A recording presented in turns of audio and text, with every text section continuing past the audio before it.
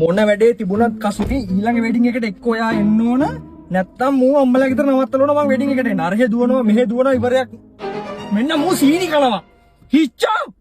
පියතුමනි තමයි. වෙඩින් එකේ භාගයක් ගිහලා දැන් දත්පළු කෑවට පස්සේ ලස්සනට තියෙයි.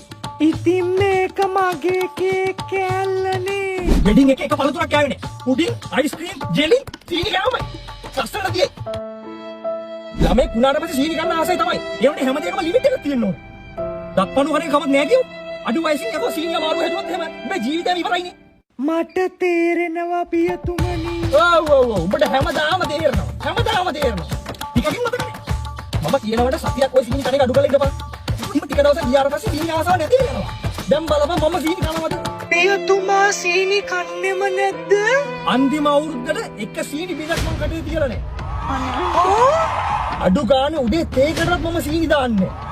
එතකොට සින්ජර්වත් කන්නේ නෑ?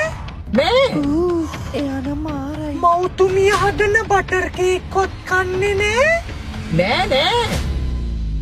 අද දීපු ඒ වෙඩින් කේක් කෑල්ලවත් කන්නේ නැද්ද? මේව කෑවනම් මං කොහොමද යකෝ මෙච්චර කල් ෆිට් එකේ ඉන්නේ? අනේ එහෙනම් මට දෙන්න කෝක. Vagabundo.